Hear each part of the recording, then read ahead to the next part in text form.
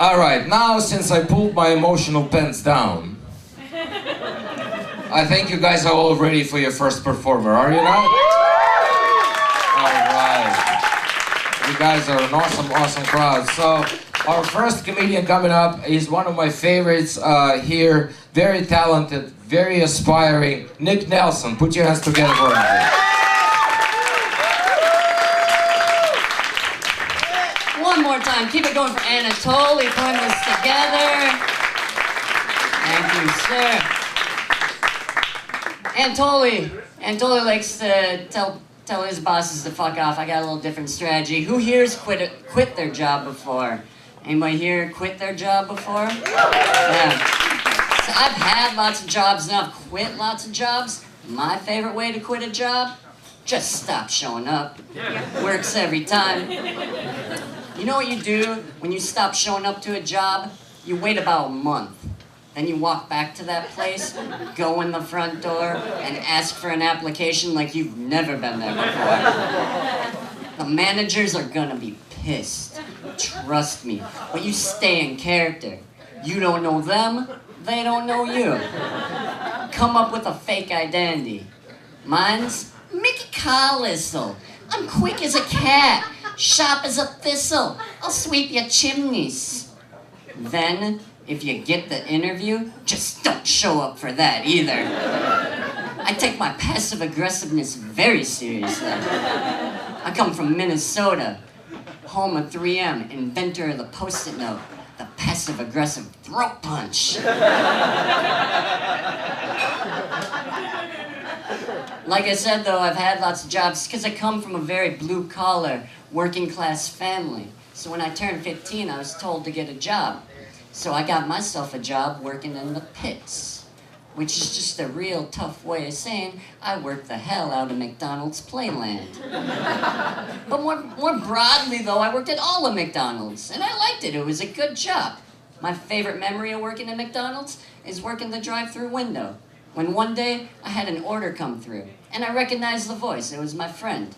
And she said, "Hey, could I get 2 cheeseburgers? Hold the pickles." And I said, "No, you'll pick the pickles off yourself."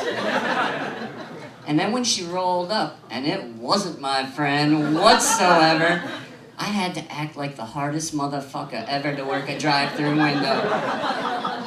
"Hey, yo, did you order the cheeseburgers? Enjoy them pickles.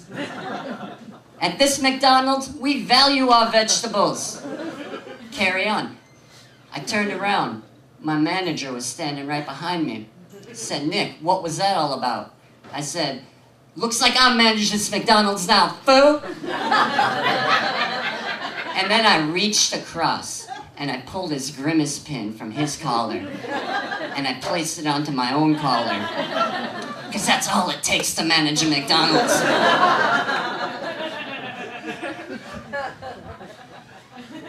Having a little bit of a strange month, because as you can see, I've been invited to not 1, but count it 2 baby showers this month.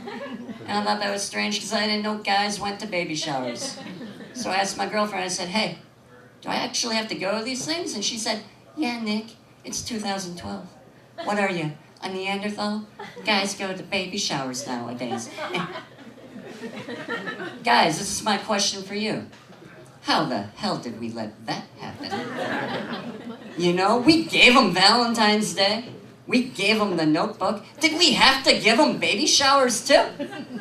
You know? I know you're asking yourself right now. You're asking yourself, what's next? What are we, as guys, going to have to concede to next? I'm not sure. But my gynecologist tells me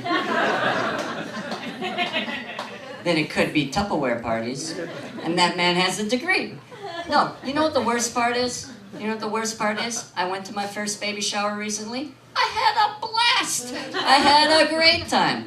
We got to guess the baby's weight. 20 pounds seemed reasonable enough to me. Length, 12 inches. That thing's coming out like a cannonball. I think it would be more fun if babies just shot out like cannonballs. Instead of a midwife, you got a fat guy in goggles. Bring it on! I mentioned my girlfriend earlier, and we met in a very similar situation to tonight. She came to a show, and she sat down next to me in the audience, and she put her hand on my thigh, and she said these 4 magic words: "We should have sex." To which I replied, "Are you sure?"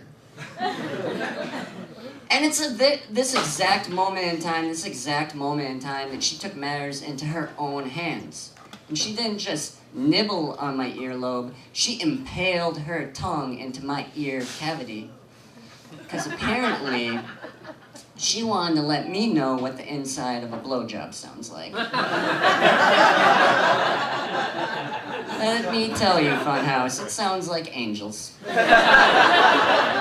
couple of angels just churning butter. That's what that sounds like.